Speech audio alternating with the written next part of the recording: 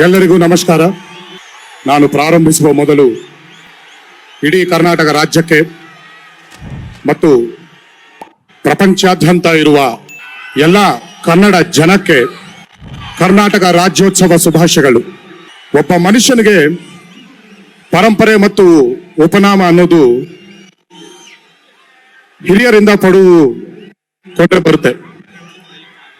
ಆದರೆ ವ್ಯಕ್ತಿತ್ವ ಅನ್ನೋದು ಒಬ್ಬ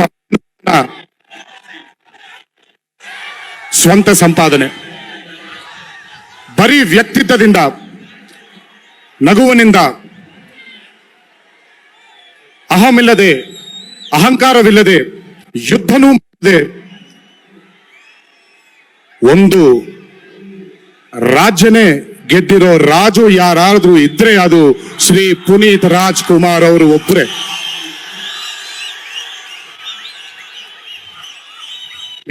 Rightful superstar of Karnataka, a great son,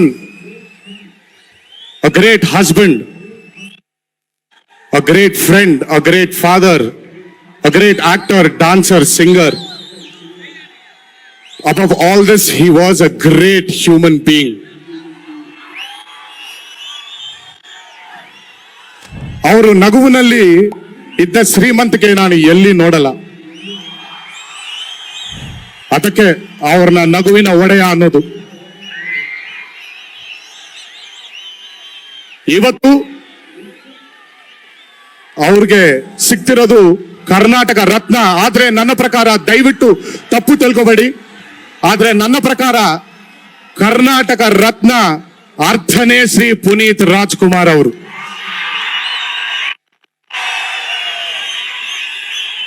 ನಾನೀ ವೇದಿಕೆಗೆ ಬಂದಿದ್ದು ನನ್ನ ಸಾಧನೆಯ ಅರ್ಹತೆಗಳಿಂದಲ್ಲ, ಕೇವಲ ಒಬ್ಬ ಹೆಮ್ಮೆಯ ಗೆಳೆಯನಾಗಿ ನಾನಲ್ಲಿ ನಿಂತಿದ್ದೀನಿ.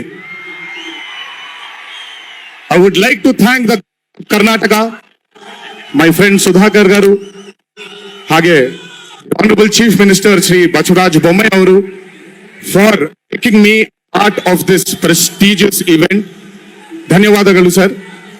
The same way I would like to thank the entire family of Kannada Kanthirava Shri Dr. Rajkumar sir's family for treating me as one of their own and not an actor from another state. Thank you, thank you, thank you. Bharat ಮಾತೆಯ ಮುದ್ದಿನ ಮಗಳಾದ ಕರ್ನಾಟಕ ತಾಯಿಗೆ, ಈ ಪುಣ್ಯ ಭೂಮಿಗೆ ಹಾಗೂ ಕರ್ನಾಟಕದ ಪ್ರಜೆಗಳಿಗೆ ನಾನು ತಲೆಬಾಗಿಸಿ ನಮಸ್ಕರಿಸುತ್ತಿದ್ದೇನೆ. భరతమాత ముద్దులు కూతురు కర్ణాటక తల్లికి మరి ఈ నేలకి కర్ణాటక ప్రజలకి నేను శిరస్సు వంచి ನಮಸ್ಕರಿಸುತ್ತೇನೆ. ನನ್ನ ಸಂದೇಶವನ್ನು ಪ್ರಾರಂಭಿಸುವ ಮೊದಲು ಕರ್ನಾಟಕದ ರಾಷ್ಟ್ರಕವಿ ಶ್ರೀ ಕುಪ್ಪಳ್ಳಿ ವೆಂಕಟ ಪುಟ್ಟಪ್ಪ ಕಾವ್ಯನಾಮ ಕುವೆಂಪು ಅವರ ಅಮೃತವಾಣಿ ಕವನದಿಂದ ಪ್ರಾರಂಭಿಸುವುದು ನನಗೆ ಅಪಾರ ಸಂತೋಷವನ್ನುಂಟು ಮಾಡುತ್ತದೆ. Before starting my message, I am pleased to start with the poem of Karnataka Rashtrakavi, Sri Kuppalli Venkata Puttappa, popularly known as pen name with Kuvempu. This is what I have recited when I did MOU before, when I came here in last year. This is what I started with.